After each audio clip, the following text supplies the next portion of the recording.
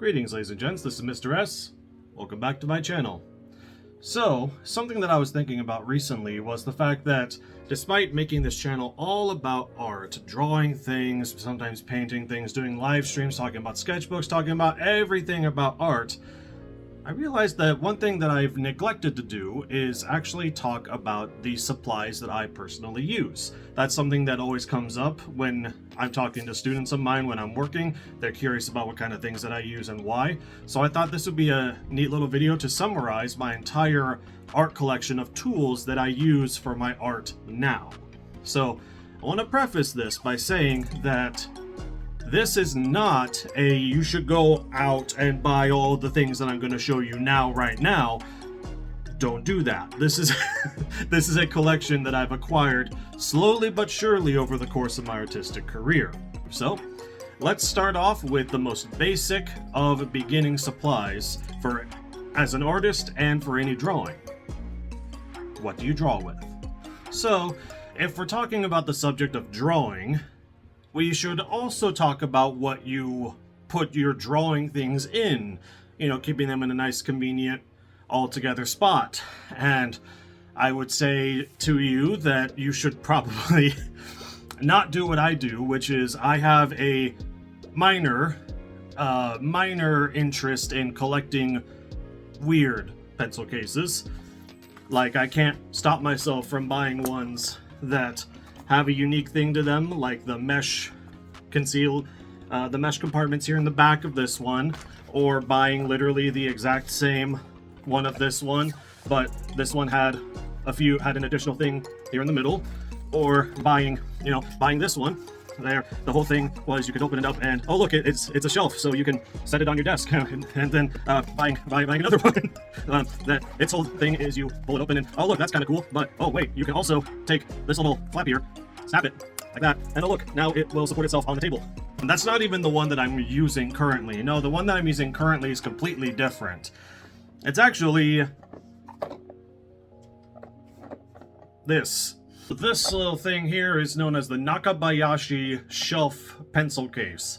The whole conceit of this is that there's strong magnets on here. You can flip it open and then you pull it open on your desk and there you go. You've got all of your supplies in a convenient spot and it can store up nice and compact. So what's inside here that relates to drawing? Well, one thing I've usually got on hand is two each of my absolute favorite type of mechanical pencil, which are these. From the Japanese brand Uni, this is the Alpha Gel brand. That's these two slimmer ones. And the Alpha Gel Shaker. So the really cool part about these is their grip. When I'm drawing for a long amount of time, you don't want to be drawing with something that's going to be hurting your fingers in the long run. So the Alpha Gel series by Uni has the absolute squishiest and most comfortable grips I've ever come across. Absolutely love how these feel. The shaker ones are even softer and squishier and have the ultra cool benefit of, if you want to extend the lead, you simply have to give it a little shake. A little shake and it extends out the lead. No problem.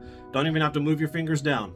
Now, as for the lead that goes in the pencil, a lot of artists, especially beginner artists, don't really think about this. They think that, you know, just any lead will do. I have found that the best drawing experience I've gotten with any lead is with the Pentel brand, specifically the Pentel Einstein LEDs. This lead it's not something that you can really convey just by looking at it. You really just have to draw with it, but it glides across the paper no problem. There's almost never any problem with me breaking the lead. It's nice and strong. I use 0.5 because I think 0.7 is just a little bit too thick for me. And it doesn't scratch the paper. A lot of the cheaper mechanical pencil leads will end up scratching or tearing up your paper if you're not careful. So I recommend looking into either this or the Pentel Super High Polymer brand too. That's one that I used for a long time. I just ended up liking this one just a little bit more. But for quick reference for you, this is what the Pentel Super High Polymer brand looks like. I draw with the HB because that's the nice middle ground and not too light, not too dark, easy to erase. Now, if you're going to be drawing with a pencil, you probably want to be able to erase those pencils if you end up not liking how they look. Well, just like I said with the pencil cases, my other weird addiction when it comes to art supplies is buying weird or unique erasers. I don't know why, but for some reason, seeing one where I go, ooh, that one has foam in it, I simply must see how it erases. Or, ooh, that eraser's clear, I simply must see how a clear eraser actually works. And it works okay. Ooh, this eraser is designed so that when you erase with it, it slowly will start to look like Mount Fuji when it's done. This one's literally called the Plus Arian Mount Fuji eraser. You can see, eventually it's going to become like a mountaintop on there. I have another one in red. And that's just the block erasers. Yeah, did you know that stick erasers exist too? Where you say to yourself, I need an eraser that can erase a really small, precise area, and using a kneaded eraser, which is the most convenient thing in the world, it can't quite get everything erased out of there that I want. So I'm gonna get a Tombow knock eraser. You can see that I use this one enough that the actual logo has rubbed off of there. But yeah, it's an extendable, refillable eraser with a nice scanny tip there at the front. Or, oh man, I need that kind of precision but on a slightly larger scale, because using this will take too long. Okay, we'll get the Tombow knock eraser that's a little bit larger compared to the mono to the other one. Or I need that same precision but on an even bigger scale. So I got the Sumo Grip eraser from Sakura, which has the biggest of the click erasers that I own. Why stop there? Why not say to yourself, man, I love the precision of this one, but I wish I could erase things that are a little bit harder to get rid of, like maybe colored pencil. So maybe I need to invest $40 and get an electric eraser where the tip spins around so you can erase stuff really easily. Did I need all of this? No. Does it make me really happy to have all of this? Yes. So which erasers do I currently use? Well, I very, very religiously will use both of these erasers. I find less usage for this one most of the time because this works just fine, and for my bigger mistakes, the kneaded eraser works wonders. Because especially with this one, you can lightly erase your drawing, which makes it easier to then go over with ink lines later, so you don't have to erase as much. I also find myself using this one just because I actually really like the eraser itself. It's pretty solid, good quality. But my absolute favorite one, if you really want something to just completely go away, is this eraser. It's known as the Vanish. I think the only way you can get it nowadays is in a 4-pack on Amazon, but this thing will erase everything with no issue whatsoever, and it will barely even touch ink, which is very ideal for the kind of work that I do. Highly, highly love these. Absolutely adore this Vanish eraser. The very last thing that I'll mention is that this is something that I'll use not only for drawing, but I'll use it for inking, and I'll use it for when I'm doing colored pencil as well. And that is this. This is a smudge guard glove. It's a glove that's actually used mainly for digital artists so that their hands don't end up registering on their tablet screen, so they can continue working with just the tip of their pen. But I've actually found that these work exceptionally well when you're drawing because it allows your hand to glide across the paper much easier, and you don't have to worry about skipping, and you don't have to worry about wiping the drawing or the colored pencil. You don't have to worry about smudging or smearing them. And this particular one that I have is nice because there's a padded section stitched in right over here for added cushioning when my hand is resting on the paper. And the nice part too is that this particular type of glove leaves my other fingers free so my hand doesn't get all sweaty and nasty.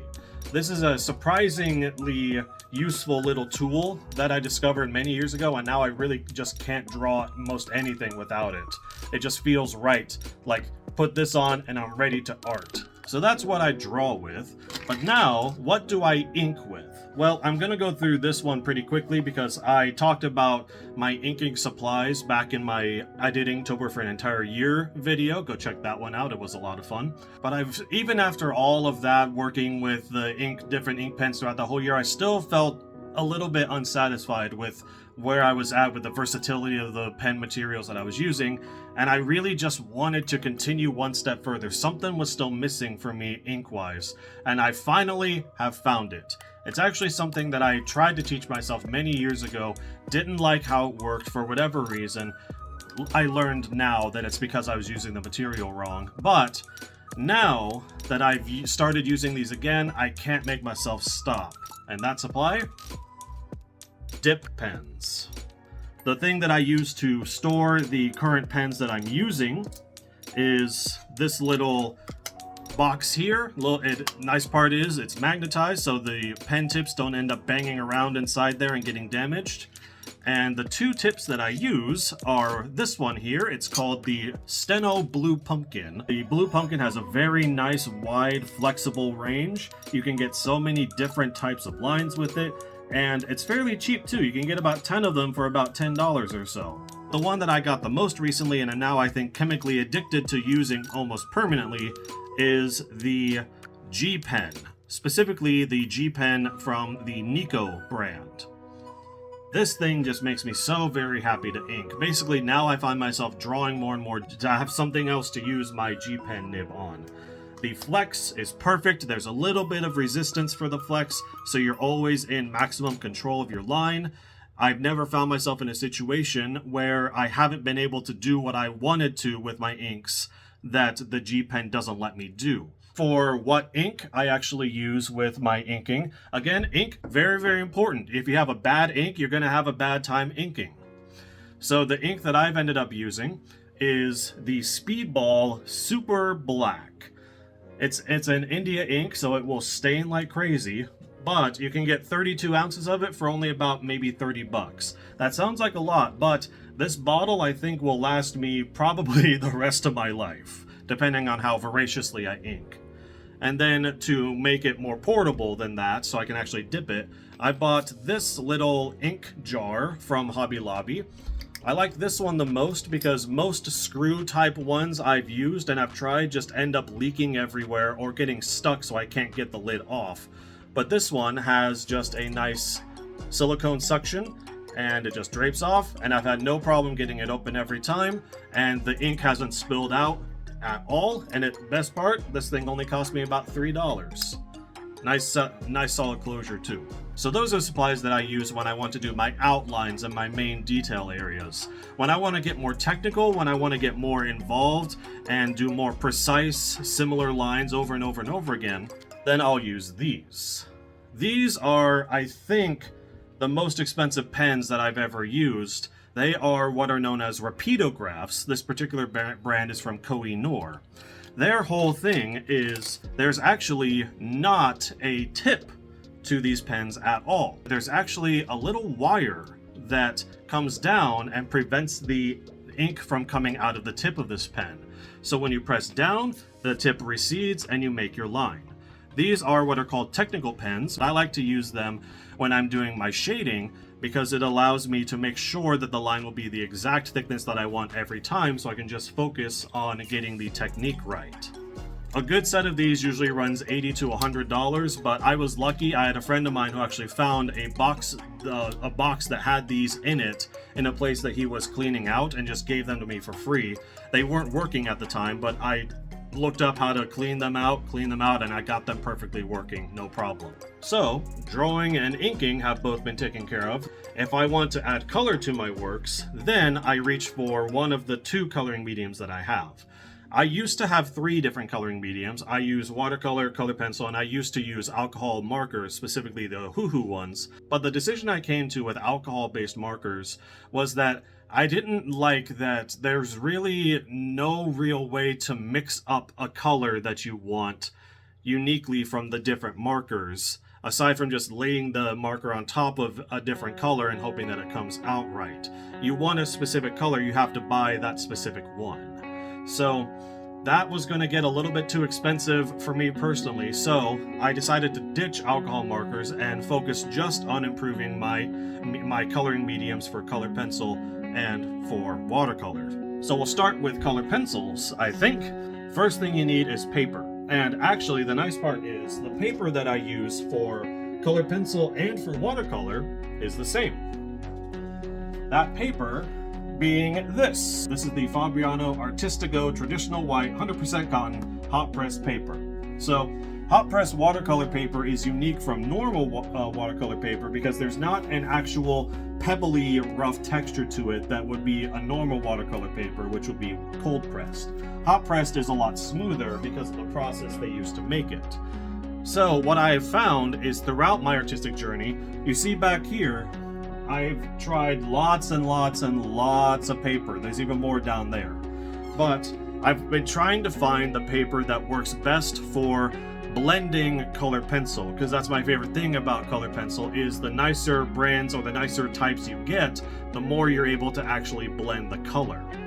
And the hot press watercolor paper actually allows me to blend and layer my colored pencils better than any paper that I've ever used before, and it just so happens to also be spectacular for watercolor. So this particular pad, there's only 10 sheets, but it's 18 by 24, and my favorite size scale to use is actually 11 by 17. So I usually get at least 20 drawings or 20 finished pieces from one pad, and this pad usually runs about 50 to 60 bucks.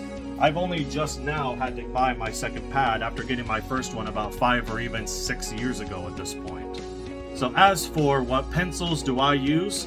Well, I used to use Prismacolor Premier, liked those fine, but after using this for a couple years, I wanted to upgrade, and the ones that I upgraded to are known as the Caran d'Ache Luminance colored pencils.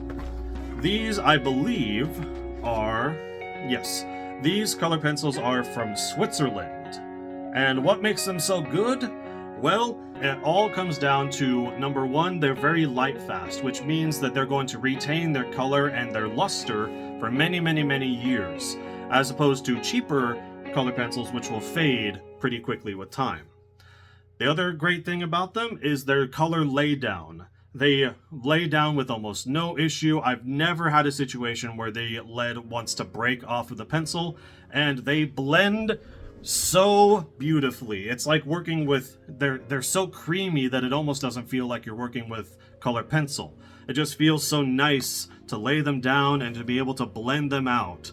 And as I've worked with them more and more, I've gained more experience with how they work, what techniques I can use, what colors to lay on top of others, which ones do and don't work as well. And thanks to that electric eraser, I can get rid of any mistakes I make and try again. Now, the only issue with the Luminance pencils is they're very, very pricey. When I got my set, this is the full set of 120 colors, and then they released a skin tone set later on with an additional, I think, 20 to 30 colors in it. The initial set ran me $150, and I think they're even more expensive nowadays. But the other great thing about buying a more expensive set like this is that their colors are available in open stock. Meaning that if you run out of one color, usually in a cheaper set you'd have to buy an entire new set to get that one color that you ran out of. But with these pencils, they're easily available in just being able to buy the one pencil that you need. That works well for me, especially when I want to use a lot of this pencil. This is the Buff Titanium. I use this one to blend my colors together, so I go through a lot of these. I can buy as many of them as I want. That sort of thing is a lifesaver for colored pencil users. The other main thing with these colored pencils in particular is their width. The width of the pencil is thicker than a normal pencil would be, so normal pencil sharpeners that you can find at like Walmart or Target just won't work with these. So I've had to do my research. I bought many different color pencil sharpeners that claim to fit these pencils. A lot of them don't. And the ones that I've ended up using recently that I believe are personally my absolute favorites are these two, the TVARI and the Seagulls pencil sharpeners. Both of these do a slightly different thing. The TVARI has this neat opening and closing mechanism, but on my personal one, the closing doesn't seem to work, but that's whatever, that doesn't really matter. But the other thing is that you can adjust the width of the sharpening for your pencil, meaning that you can then, using 1, 2, 3, 4, 5, choose how thick or how thin the actual sharpening is going to make your pencil. It works out really well to be able to do that, because if your pencil is a more fragile one, you can make the actual sharpening, make it wider so that it can end up saving itself and making it less susceptible to snapping. Where if your pencil is a little bit harder, then you can go with the more 4 or 5 setting. so that it can get nice, long, and thin, and you won't have to worry about it breaking. The one that I absolutely adore the most is the Seagulls. This thing, I just absolutely love it. It requires the least amount of pencil to actually go in, which means that you can use this all the way until your pencil is basically just a stub. And it produces a nice, clean, sharp point every single time with what I've found to be the least amount of shavings. And I can't remember the actual name of this particular pencil case, but I liked this one a lot because it allows me to just flip open the relevant pencils that I need without having to have it all flopped open all at once and just taking up a lot of space. Holds all the pencils that I need and then some. Quite like that one. So that's the color pencil supplies. Now to get into the watercolor supplies. The watercolor is what I've really been getting into recently, especially since I actually went out and really did my research about specific watercolor brushes, and I've honed in my collection because I had a lot of kind of just random assortments of watercolor brushes up till now, but now I have it condensed down to just 6 brushes that do everything that I would ever need for my watercoloring. So first off, again, use the Fabriano watercolor paper. You gotta always tape your paper down to a surface to make it so that you can easily work with it without having the paper buckle. So I tape all of my pieces to a piece of foam board that I've cut. I have different size foam boards for different size pieces.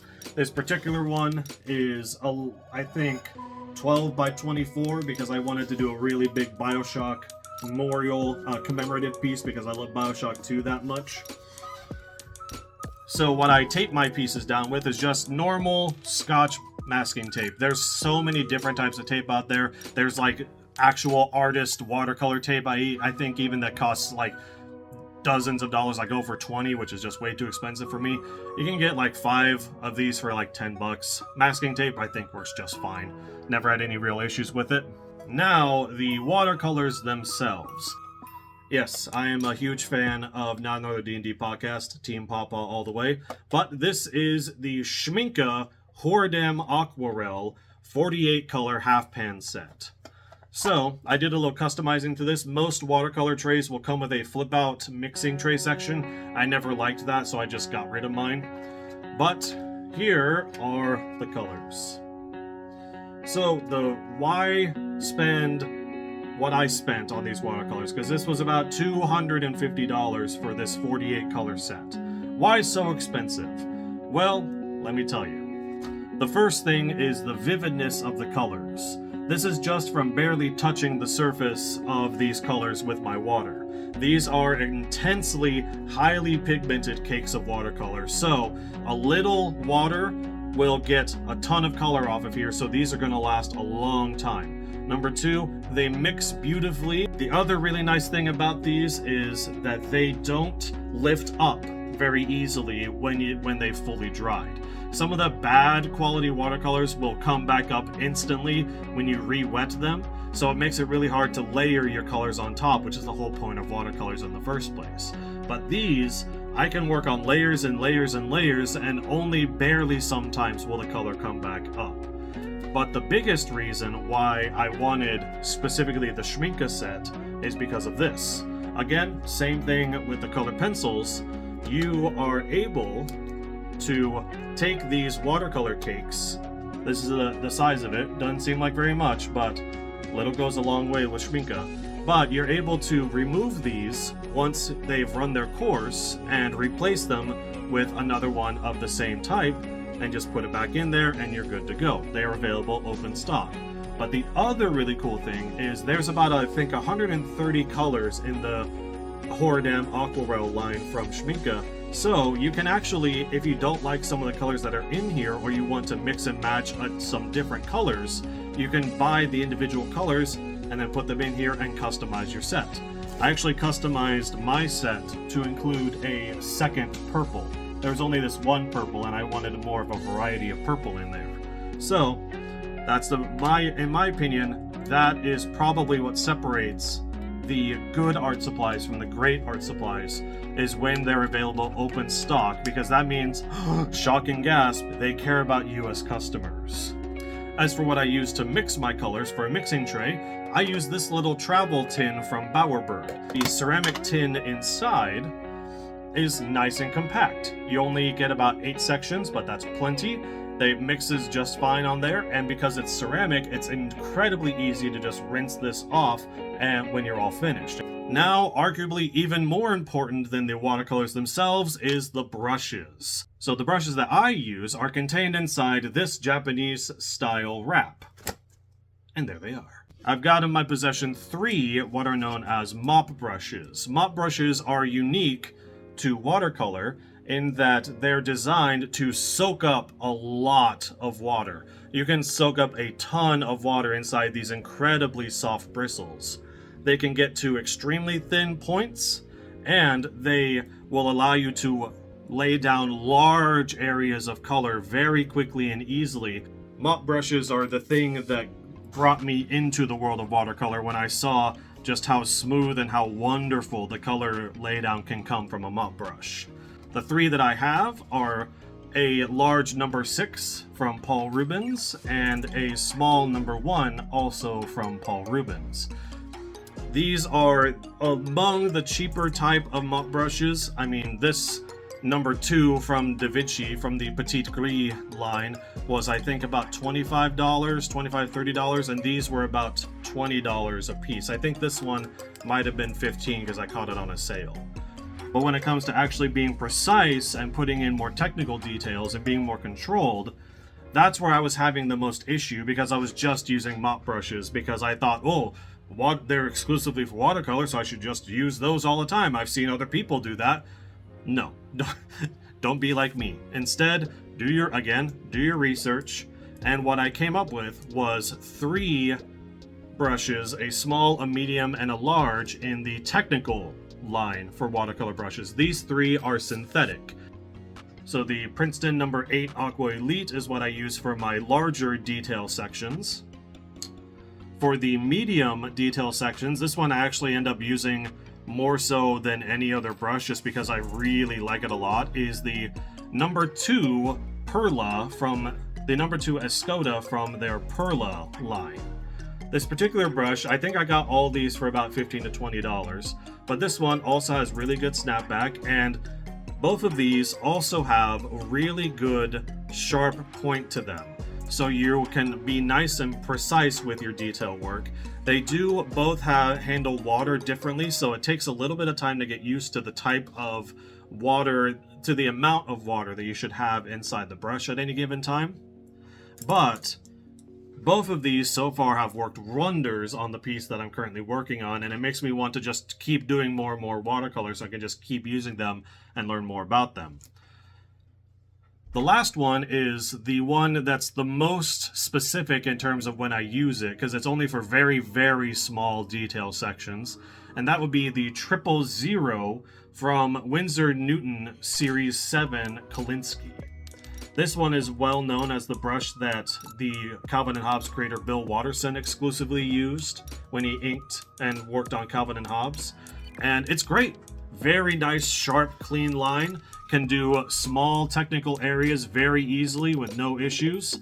Almost all of these basically have no hair loss to them, so the bristles don't come out of these very easily. And lastly, something you don't really think about because it's not usually really important, but the rinse cup that you use for your brushes. Normally, just pour water into any glass and you're good to go. But me, no, I had to get the Paint Puck rinse cup. It has all of these little ridges down at the bottom which allow you to gently and easily clean off your watercolor with no issues. The top features drip control, so you can get rid of all your watercolor, extra water there, and it has a storage on the side for you to be able to snap all of your brushes onto while they're drying, so you can have them hanging upside down, which is the ideal way for your watercolors to dry. This was about $30, absolutely not necessary in any way, shape, or form, but now that I've started using it, I cannot stop using it. I can't go back to just using a normal cup. I just can't. Whew, so that's a lot to go through, and I'll just finish this off with a couple of miscellaneous art supplies that aren't for any specific thing, but they're useful to me personally. The first one being this Da Vinci dust brush. This is supposed to just be used to like dust things off in your collection. It can get around and take care of dust from a lot of things that are just like resting on a shelf.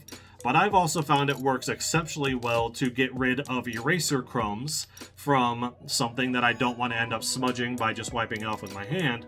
And especially with getting rid of the pigment fragments from when I'm using colored pencil, I can just wipe them off of the page without using my hand and potentially smudging them across the page, because this is just nice and gentle. And it is also just the softest brush I've ever come across. Love this thing. Absolutely love it. And then just for me personally, the only actual drawing reference I think I have around here, is this. This is a $35 1-to-1 scale articulated mannequin hand, because I've gotten a little bit tired of just using my hand.